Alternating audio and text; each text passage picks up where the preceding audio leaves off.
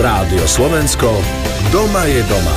Denisa Moravčík-Debrecká študovala klinickú psychológiu a kognitívnu vedu na univerzitách v Holandsku a v Amerike. Na tej vysokej bol taký program, že tam boli ľudia z rôznych krajín, bolo to po anglicky a naozaj sme tam mali skvelý kolektív a také sociálne vyžitie. To bolo úplne skvelé, že tam som hneď zapadla, našla si tam ľudí, boli sme taká dobrá partia. Aktuálne sa venuje online poradenstvu a rozširovaniu povedomia o duševnom zdraví. Viac porozpráva Eve Pribylincovej v nedeľu po 14:40. Už 55 rokov vám televízna dvojka prináša všetko, čo je výnimočné a podmanivé. Tak vy nás, majstro, asi sledujete. Je to nejaká halucinácia? Nie. Ja som Milan Lasica. Osobné a formujúce. V prvom rade musíte mať nejaký sen, nejakú túžbu. Múdre a ľudské, ale aj neobyčajné a nadčasové. Toto ma tiež naučil môj otec, že treba tú ozvenu chytať. Slovom iné. Dvojka. 55 rokov. Jedinečná. Milujte sa, božkávajte sa a pokiaľ sa dá, usmívajte sa. Hľadáte letný tábor pre vaše deti? No predsa CK Slniečko. Skvelé prázdniny, skúsení animátori, noví kamaráti a kopec zážitkov. Pre najmenších je pripravené veselé slniečkovo. Tínedžeri si užijú zábavu v tábore Pohodiak a dobrodruhovia zažiaria v akčných táboroch Misia a Sunny Action. Pre umelcov a športovcov máme bohatý program plných hier a tvorivých aktivít. Neváhajte a vyberte si aj vy svoj vysnívaný tábor na www.ckslniecko.sk. CK Slniečko. Už 30 rokov váš spoľahlivý partner na leto. Rádio Slovensko, krátke správy. Čína dúfa, že dialóg s Vatikánom bude pokračovať aj za pôsobenia nového pápeža. Čína a Vatikán uzavreli v roku 2018 dohodu o vymenovaní biskupov, ktorá však čelí medzi katolíckymi hodnostármi kritike. Vatikán je jediným európskym štátom, ktorý uznáva nezávislosť Tajvanu.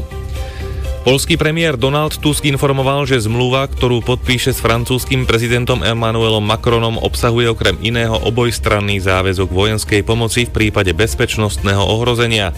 Povedal to na tlačovej konferencii pred odletom do Francúzska.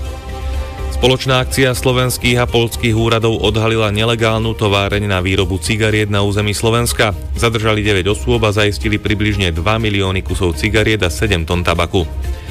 Spotrebiteľské ceny pohonných látok pokračovali v poklese aj počas 18. týždňa. Priemerné ceny benzínov na Slovensku boli najnižšie od septembra 2024.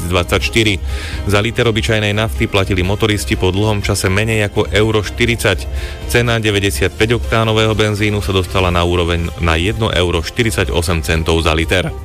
Dnes bude premenlivá oblačnosť, teplota 10 až 17 stupňov. Je 10 hodín 31,5 minúty. Zelená vlna. Nehoda pri Vysokých Tatrách a kolóna v Čadci. Počúvate dopravné správy. Nehoda je na ceste prvej triedy medzi Ždiarom a Tatranskou kotlinou. Blokovaný je jeden pruh a premávku riadi polícia. Následky staršej nehody odstraňujú na ceste prvej triedy za Cíferom smerom na Trnavu. Úsek je obojsmerne uzavretý, obchádzka vedie cez Voderady. Na vjazde do Čadce smerom z Rákovej sa v kolóne zdržíte pol hodinu. 15 minút stratíte na 11 pri Oščadnici, pri cestároch tiež smerom do Čadce. 10-minútová kolóna je na vjazde do Hlohovca z D1 a v Trenčíne medzi Novým mostom a obchodným centrom Laugaricio obojsmerne. 10 až 15 minút sa zdržíte aj v Senici smerom na Holíč aj na Trstín. Na východnej D1 pred výjazdom Prešov juh smerom z Košic na kilometri 411 je na krajnici odstavené pokazené auto. V úseku preto zvýšte opatrnosť. V centre Bratislavy je pre opravu úplne uzavretá križovatka ulic Mlynskej Nivy 29. augusta a Dunajská. Obchádzka vedie po okolitých uliciach a po obchádzkach premáva aj mestská hromadná doprava. Uzavera potrvá do nedele do večera. Dávajte si na cestách pozor. Richard Steindl, bezpečne a plynulo. Zelená vlna 0800 900 800. Rádio Slovensko. Dnes popoludní potešíme hneď dvoch z vás. Jeden získa poukážku na nákup kníh a druhý výherca, alebo teda druhá výherkyňa, uvidíme, sa môže tešiť na skvelý poznávací zájazd do nemeckého národného parku Berchtesgaden. Tu je dnešná otázka. V ktorom roku získali futbalisti Československa v Belehrade titul majstrov Európy?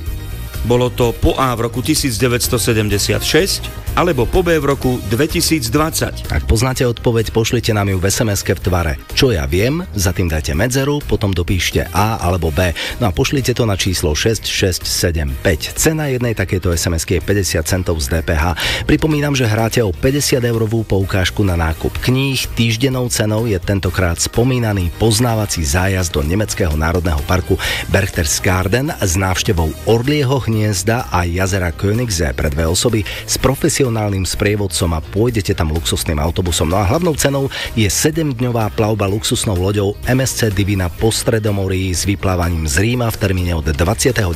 augusta do 5. septembra. Takže dnešná otázka ešte raz. V ktorom roku získali futbalisti Československa v Belehrade titul majstrov Európy?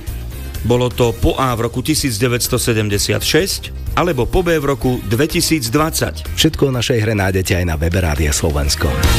Rádio Slovensko. Čo ja